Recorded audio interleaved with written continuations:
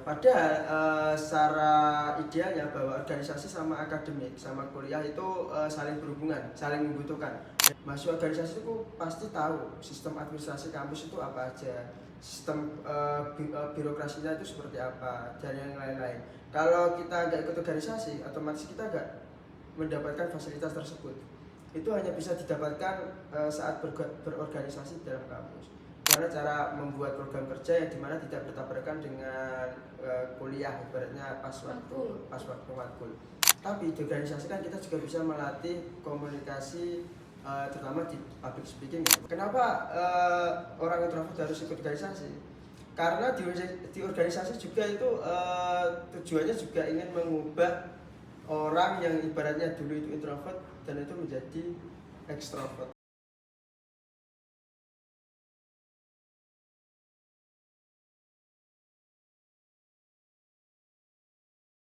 Assalamualaikum warahmatullahi wabarakatuh. Halo sobat bersaltak, berjumpa lagi pada episode kali ini. Berjumpa dengan saya Anissa Jawahadatana sebagai host yang akan menemani teman-teman pada episode kali ini.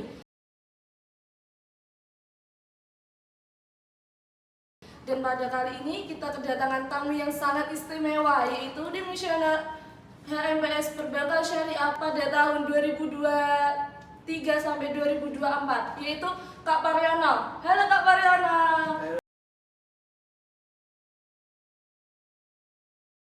Kita di sini akan berbincang-bincang mengenai pengalaman dari Kak Paryono ya Kak. Di sini itu menurut Kak Paryono, apakah organisasi itu sangat penting bagi semua mahasiswa?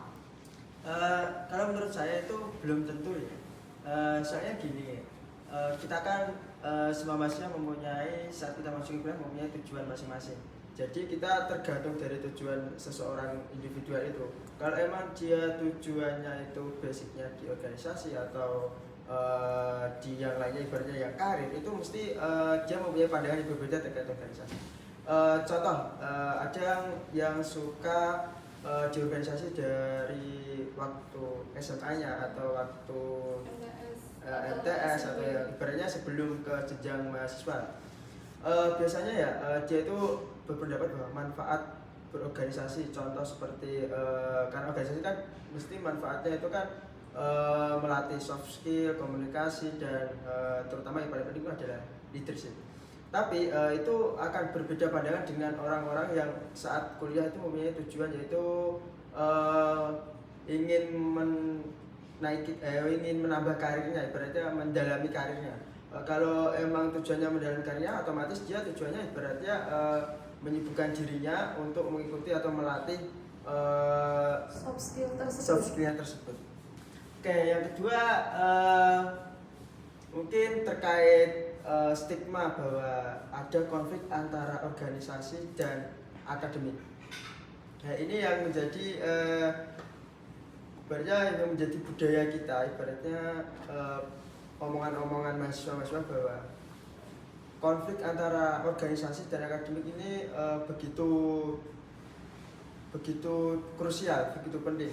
Tapi pada aslinya bahwa hubungan antara organisasi dengan akademik itu saling berhubungan, nggak ada bertolak belakang. Jadi organisasi tidak membebani akademik dan akademik tidak membebankan organisasi. Jadi kayak gini contohnya, seseorang yang aktif di organisasi pasti biasanya ada orang itu di akademiknya rendah, dan ada yang aktif di akademik dan biasanya orang itu yang aktif di akademik biasanya tidak mengikuti organisasi. Ya, padahal secara idealnya bahwa organisasi sama akademik sama kuliah itu saling berhubungan, saling membutuhkan. Yang dimana kita di waktu di bangku kuliah, di ruang kelas, kita akan belajar mengenai hard skill. Contoh itu dengan teori-teori yang dipaparkan oleh dosen dan dengan matkul-matkul tertentu. Dan di organisasi, ya kita bisa belajar soft skill seperti kepemimpinan, komunikasi, dan manajemen. Biasanya ini saya mau mengutip dari beberapa tokoh ya. Ada yang mengatakan bahwa di bangku kuliah di bangku kuliah kita akan belajar teori-teori, ibaratnya pengetahuan-pengetahuan, tapi di organisasi kita akan belajar leadership. Seperti analoginya seperti ini. Saat kalian mau bekerja, kalian membutuhkan IPK yang tinggi, nilai-nilai yang bagus. Tapi jika pas waktu kamu ingin, ibaratnya pas waktu kamu wawancara, itu yang dibutuhkan adalah leadership, komunikasi, dan bagaimana kamu bisa menguasai terkait problem solving. Nah, jadi aslinya bahwa organisasi sama akademik itu saling berhubungan. Dan kayak simbiosis mutualisme gitu. Iya, simbiosis mutualisme. Tapi karena beberapa ada yang bilang stigma bahwa orang yang aktif organisasi pasti akademiknya buruk. Ya itu memang ada, tapi itu tergantung dari tujuan awalnya dia mengikuti organisasi itu apa. Atau enggak tujuan awalnya dia menjadi mahasiswa atau kuliah itu apa dulu. Kalau emang tujuannya mau menjadi kupu-kupu kayak kuliah pulang, ya itu it's okay, itu tujuan individu. Tapi kan dia tidak mengetahui bagaimana dinamika yang ada di sebuah organisasi. Atau yang kuliah rapat kan otomatis dia sudah mengalami dua dinamika, ya otomatis dia juga kuliah dan juga ikut organisasi. Kalau menurutku sih pandangannya bagusnya positifnya kayak gini. Mahasiswa kan mempunyai banyak tujuan masing-masing. Contoh ada yang kura-kura kuliah rapat, ya itu nggak masalah karena dia ada basic di situ. Contoh kayak menambah intelektual dan ibaratnya lebih ke kontribusi kepada masyarakat dan lain-lain. Tapi kuliah pulang juga nggak salah kalau dia emang waktu setelah free, ya ibaratnya waktu luangnya itu diisi oleh lomba-lomba atau studi enseng atau yang lainnya, itu nggak masalah. Jadi poinnya itu di kegiatannya. Kalau mahasiswa tersebut mengikuti organisasi hanya ikut FOMO, Kak, gimana? Kalau saya biasanya orang yang FOMO ikut organisasi itu dia cuma tujuannya awal itu cuma maksudnya membaguskan atau ibaratnya biar portofolionya itu bagus. Contoh itu CV-nya. Nah, rata-rata orang yang FOMO itu dia pengen kalau waktu kerja atau waktu apa itu CV-nya itu penuh dengan aktivitasnya atau organisasinya. Biasanya dia tujuan awalnya cuma itu aja.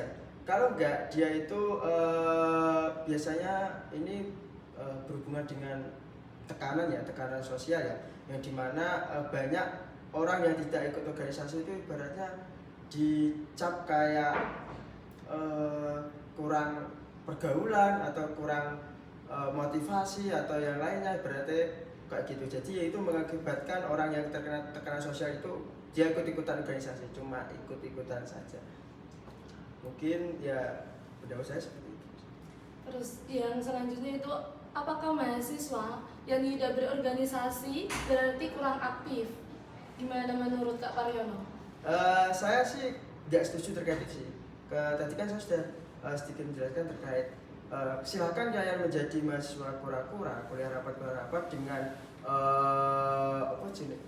dengan membuat hal-hal produktif seperti mengabdi kepada masyarakat, membantu kayak program-program yang berhubungan dengan mahasiswa, mengembangkan SDM dari mahasiswa, atau ibaratnya ikut aksi demonstrasi, itu juga nggak masalah. Tapi kalian selagi itu kalian menjadi mahasiswa kupu-kupu juga nggak masalah jika emang kegiatanmu itu produktif.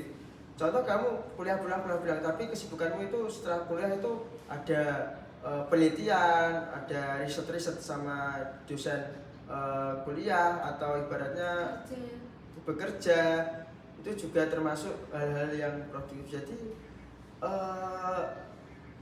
mahasiswa aktif itu bukan dia itu selalu ikut organisasi enggak, tapi dia selalu waktu luangnya itu diisi hal-hal yang produktif. Nah, yang selanjutnya itu ada, apa manfaat terbesar yang didapat dari mengikuti organisasi yang ada di kampus? Oke, terkait manfaat organisasi ya, ini saya ingin sesuai idealnya seorang organisasi, bukan sesuai realitasnya ya. Oke, idealnya adalah di organisasi, manfaat ikut organisasi kita itu lebih mengetahui secara lebih dulu mengetahui kayak sistem-sistem kampus. Itu hal yang pertama. Yang kedua, kita itu lebih bisa, maksudnya bisa berkomunikasi dengan orang lain lah, karena kita di organisasi kan sering berkumpul.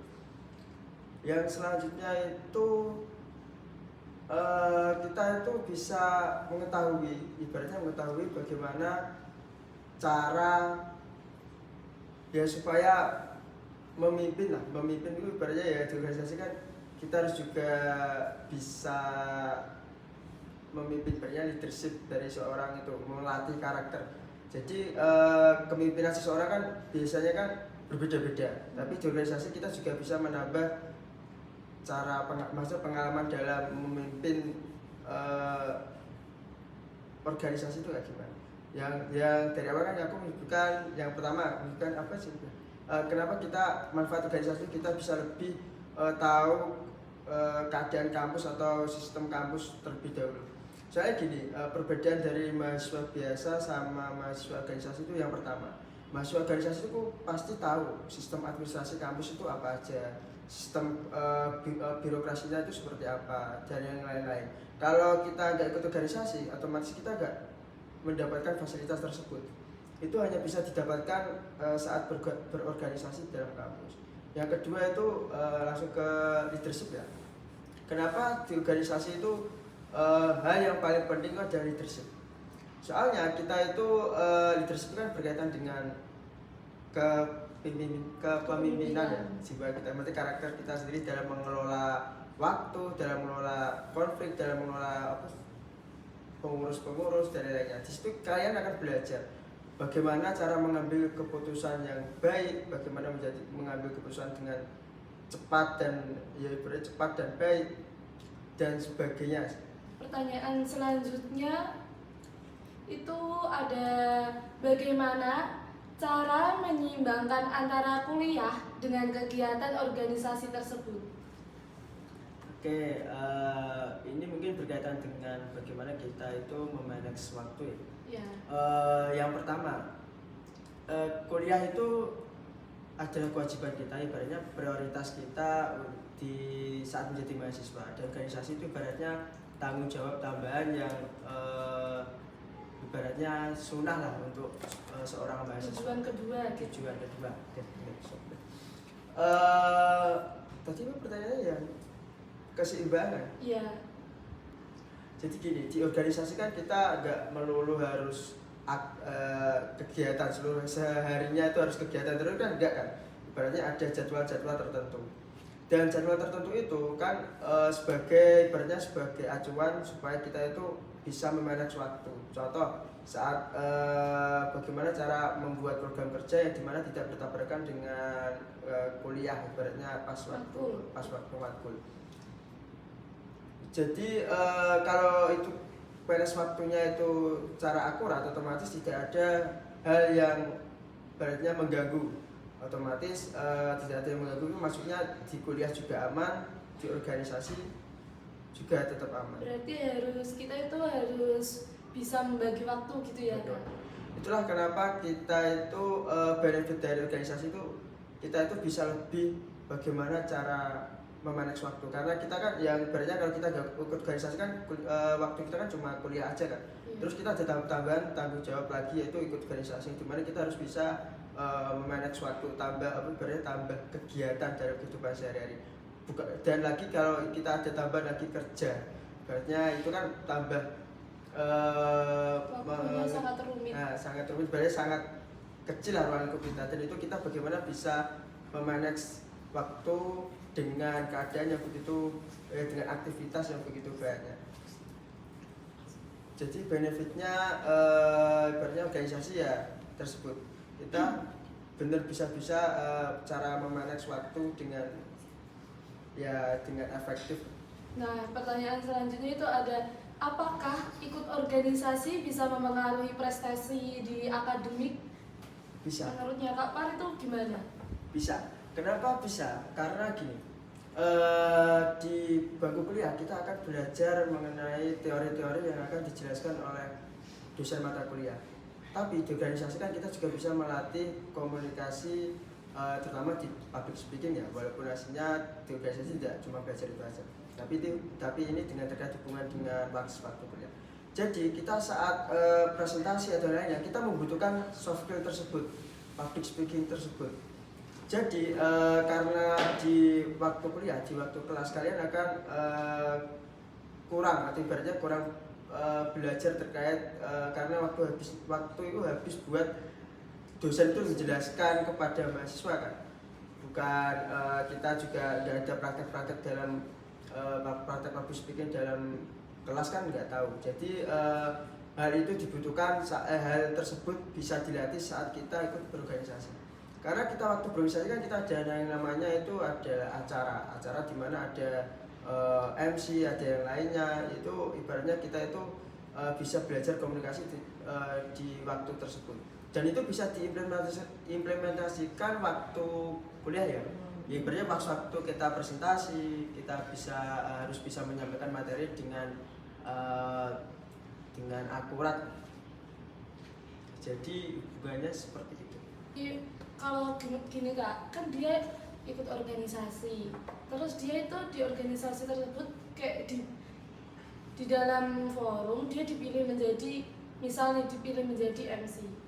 Dia bukan soft skillnya, dia nggak bisa, dia menolak. Nah, kita sebagai temannya menghadapi orang tersebut itu gimana?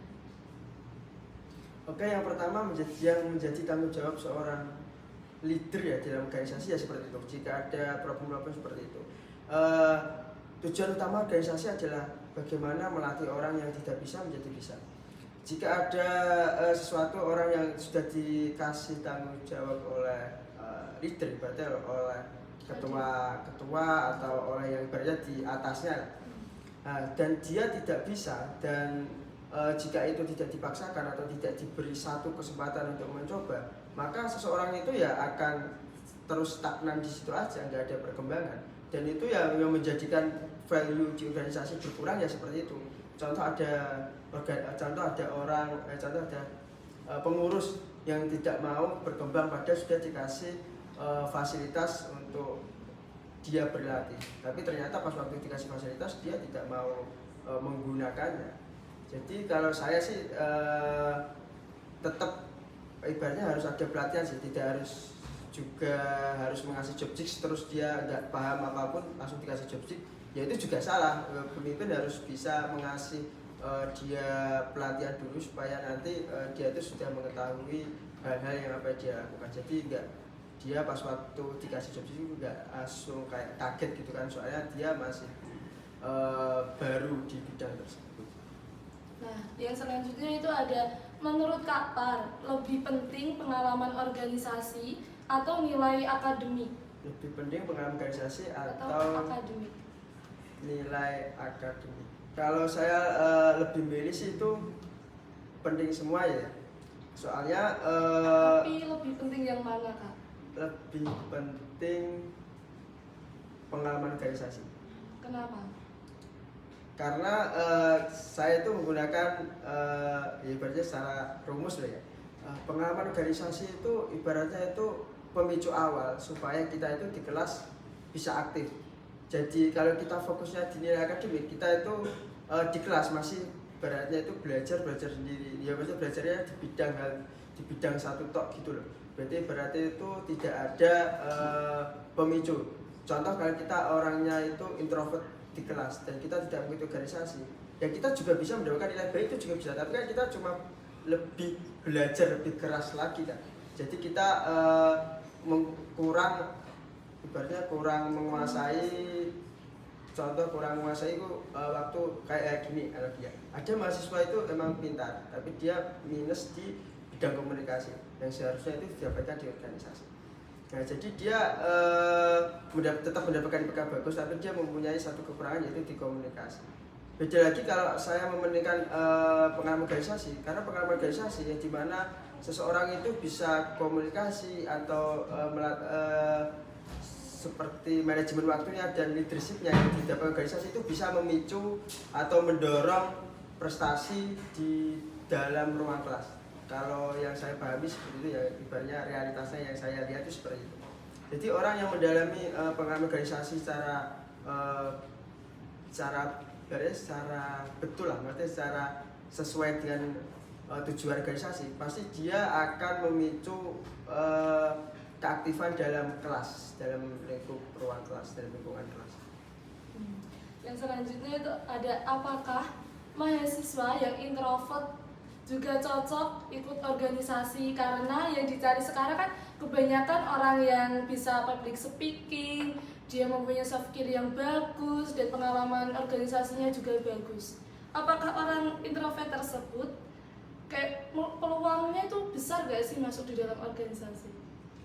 Kalau menurut saya orang introvert itu sangat cocok ikut organisasi. Yang pertama, di sebuah organisasi itu kita tidak butuh yang namanya terlalu banyak eksekutor. Contoh yang jago public speaking, pasti dia akan bergelut dengan bidang eksekutor. Contoh waktu MC dan lain-lain. Tapi orang yang introvert biasanya itu dia bagusnya di bidang konseptor. Jadi dia bagiannya itu di belakang layar. Jadi yang mengatur konsep acara seperti ini, konsep organisasi, ide-idenya seperti ini. Biasanya orang introvert itu seperti itu. Dia emang mainnya itu di belakang layar. Dan dalam organisasi, organisasi itu akan berjalan dengan lancar jika kita itu ada orang yang konseptor sama eksekutor. Contoh konseptor maksudnya kita hanya membutuhkan beberapa konseptor saja supaya nanti pada waktu eksekutor itu tetap ada menjalankan. Kalau kita kebalikan, contoh kita kebanyakan konseptor, kebanyakan orang yang memikir tapi kita tidak ada yang menjalankan, itu malah lebih kayak nggak akan berjalan sama sekali acaranya. Soalnya kita cuma butuh dalam organisasi cuma butuh konseptor cuma beberapa, nanti ada eksekutor yang banyak untuk melakukan acara tersebut. Jadi poin pertama, orang yang introvert itu wajib ikut organisasi. Yang kedua, kenapa orang introvert harus ikut organisasi? Karena di organisasi juga itu tujuannya juga ingin mengubah orang yang ibaratnya dulu itu introvert dan itu menjadi ekstrovert. Ya karena kita kan orang ekstrovert kan jarang berkumpul dengan teman-temannya dan tidak jarang komunikasi dengan orang lainnya. Dan di situ kan di organisasi kita sering berkumpul, acara rapat, acara organisasi dan lainnya. Maka yang menjadikan introvert itu tersebut mungkin lama kelamaan akan menjadi ekstrovert juga. Tapi Kak, biasanya itu kalau orang introvert dia pasti kayak gini, kayak insecure sama temannya gitu loh. Pasti dia nggak mau ikut organisasi gara-gara itu. Ya mungkin kalau menurut saya itu dia masih kurang pendiriannya di tujuan utamanya. Soalnya gini, kalau emang dia benar-benar ingin melatih bahwa supaya dia itu tidak menjadi introvert lagi, ya mau nggak mau dia harus berjuang untuk mengikuti organisasi supaya dia bisa merubah dirinya yang dulunya introvert menjadi extrovert. Tapi kalau dia masih berpikiran saya minder pada teman-teman yang extrovert, minder dengan yang yang lebih pintar darinya, berarti dia emang tidak punya tujuan awal dan emang dia yang seperti dikatakan di awal sih, dia ikut cuma FOMO aja untuk ikut organisasi. Masih ada FOMO-nya dalam ikut organisasi. Nah, selanjutnya apa tantangan terbesar saat aktif di organisasi yang ada di kampus? Oke, tantangan terbesar kalau kita terlalu aktif di organisasi itu pastinya adalah yang dikorbankan adalah prestasi nilai akademik. Dan itu pasti. Soalnya kebanyakan orang yang terlalu aktif atau terlalu loyal terhadap organisasi, dia akan seluruh waktunya pasti dikorbankan untuk organisasi. Ya dimana dia sudah tidak peduli tentang perkuliahannya itu gimana atau nilainya baik atau buruk, dia sudah tidak peduli. Yang penting ikut organisasi. Yang penting ikut organisasi. Itulah tantangan jika kita itu aktif di organisasi sih, seperti itu. Apakah ada tantangan yang lain Kak selain nilai IPK tersebut? Mungkin tantangannya itu kayaknya sih cukup itu aja dulu sih kalau tantangan. Nah, yang selanjutnya itu apakah ada tekanan sosial bagi mahasiswa yang tidak ikut berorganisasi di dalam kampus? Oke, yang pertama ya, tekanan sosial itu pasti. Contohnya ada satu temannya yang ikut organisasi dan satu temannya itu tidak ikut organisasi. Pasti orang yang tidak mengikuti organisasi itu pasti berpikiran bahwa aku kok merasa ketinggalan dengan dia sudah kayak sudah kunjungan ke sini, sudah ada acara ini, sudah menjadi MC, menjadi ketua panitia dan lain-lain, dan itu mengakibatkan ada sebuah tekanan sosial bagi temannya yang tidak bisa mengikuti organisasi. Dan ada tekanan sosial lainnya itu seperti bahwa dia itu tidak mengetahui kayak kebijakan-kebijakan kampus, terutama ya mahasiswa yang tidak mengikuti organisasi pasti dia sedikit ketinggalan terkait kebijakan-kebijakan kampus. Contoh kayak administrasi, bagaimana pengajuan surat observasi, surat penelitian dan lain-lain. Dan itu termasuk kesenjangan sosial juga bagi orang yang tidak mengikuti organisasi. Tapi mungkin ya masih ada lagi, tapi belum bisa menyebutkan semuanya. Berarti tantangannya itu tergantung sama IPK dan kayak ketinggalan info gitu ya, Ya, Kak? ketinggalan info. Kan biasanya kan kayak di kampus pasti ada kayak info tentang pembayaran UKT, tentang kayak organisasi akan pembukaan kayak penerimaan PMB, beasiswa, kayak yang lain gitu. Terus kayak kalau boleh tahu Kak Par itu di sini kan masuknya dari angkatan 2022. Nah, itu di sini Kak Par mengikuti organisasi apa saja? Dari semester 1 dan sampai sekarang ini. Ya, saya cuma tidak terlalu banyak mengikuti organisasi ya, cuma kalau di internal dulu cuma HMPS sama Dema saja, dan hari ini juga masih di Dema U, yang kemarin cuma Dema F, dan mungkin untuk yang eksternal yang luar cuma di PMI aja, cuma itu aja. Nah, itu tingkatannya gimana Kak? Maksudnya itu kan tadi kan Kak Par bilang di HMPS itu jabatannya seperti di Kadif, apa sempat menjadi ketua? Saya di HMPS dulu 2 periode cuma menjadi anggota dari divisi keilmuan saja. Kalau di Demanya? Kalau di Demanya saya Itu menjadi, berapa periode? di Demanya cuma 1 periode saja. Itu sebagai apa Kak? Saya di Dema Fakultas sebagai ketua umumnya. Pada periode 2025. Nah, sekarang kan di Demao. Itu jenjangnya gimana Kak? Kok sampai ke Demao gitu loh? Jadi gini, kalau dari sudut pandang saya bahwa organisasi kan tetap di intra ada tingkatannya dari HMPS, Dema F sama Dema Universitas. Dan saya jelaskan terkait HMPS kan. Setiap intra pasti mempunyai fokus tersendiri, terutama di HMPS. Karena HMPS itu lingkupnya masih program studi, berarti fokus HMPS itu adalah pengembangan di lingkup program studinya. Jadi terkait program, seminar atau yang lainnya itu ditujukan kepada mahasiswa prodi tersebut. Jadi tujuannya ibaratnya mengembangkan bagaimana dia itu mengembangkan mahasiswa program studinya supaya itu mendapatkan yang harus dia dapatkan. Contoh haknya yang harus dia dapatkan dalam kuliah. Naik lagi ke Dema Fakultas, dari artinya saja Dewan Eksekutif Mahasiswa, ya, di mana dia itu bertanggung jawab untuk mengadvokasi atau menjaga Fakultas. tidak menjaga fakultas tapi menjaga mahasiswanya yang ada di ruang lingkup fakultas. Jadi tujuan Dema ialah itu menjaga ketenangan dari mahasiswanya. Contoh ada kasus seperti dosen yang tidak pernah aktif, ada dosen yang cuma ngasih tugas saja tidak pernah menjelaskan, atau ada dosen yang memberatkan mahasiswanya itu membayar buku atau yang lainnya, atau yang beratnya memberatkan. Dan ada contoh dosen yang sedikit melenceng atau biasanya pernah melanggar pernah melakukan seksual atau yang lainnya kayak seperti itu. Jadi tugasnya Dewan Eksekutif Mahasiswa itu mengawal hal tersebut supaya mahasiswa itu pada intinya aman. Dan untuk di Demau ya juga sama dengan Dema F, tapi ruang lingkupnya jauh lebih besar dari salah satu kampus. Berarti kayak sasarannya yang Demau itu satu universitas gitu kan? Nah, yang terakhir itu ada Jika diberi pilihan, apakah Kak Par akan tetap ikut organisasi sejak awal kuliah? Dan itu mengapa Kak Par mengikuti organisasi sejak kuliah? Saya memilih sejak awal kuliah. Kenapa? Kak?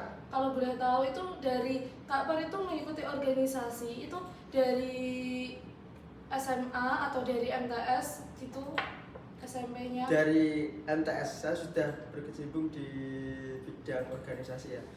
Dari MTS dulu saya ikut OSIS juga di SMA juga saya menjadi ketua umum Dewan Ambalan juga dan menjadi sekretaris hipno juga. Dan dari situ saya sudah berpandangan bahwa organisasi sejak awal kuliah, sejak masuk dari sejak mahasiswa baru itu sangat penting karena emang basicnya dari awal itu saya ikut organisasi.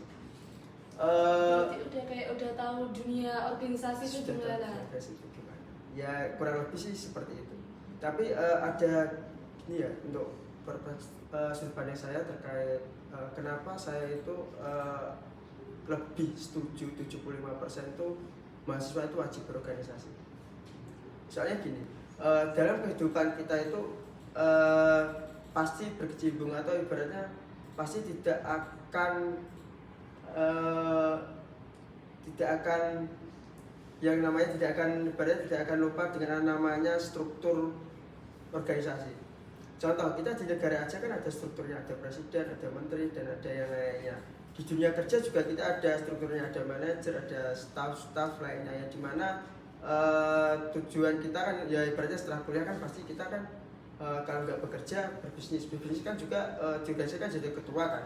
Kalau kita juga punya bisnis kan juga kita menjadi ownernya kan sebagai pemimpin. Jadi pengalaman organisasi itu menurut saya 75% lebih sedikit itu penting ya karena kita itu nggak akan pergi dari struktur organisasi atau struktur lainnya di dunia kerja, di masyarakat juga ada strukturnya juga.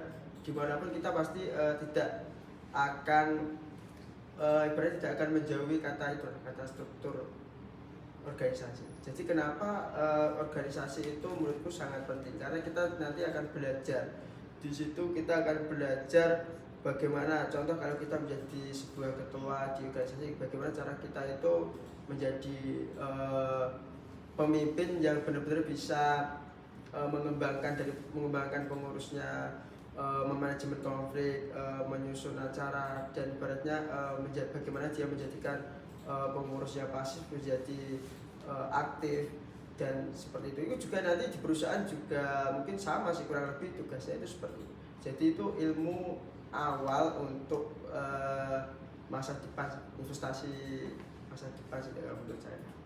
Nah ini yang terakhir kali nih Kak.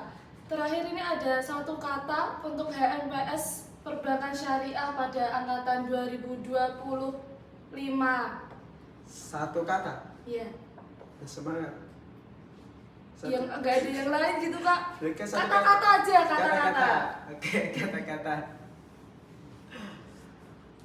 Bahwa kata-kata ya. Iya. Bahwa organisasi itu bukan seluruhnya itu jalan kesuksesan, tapi kesuksesan organisasi adalah jalan pintas atau jalan lain untuk menuju ke sukses.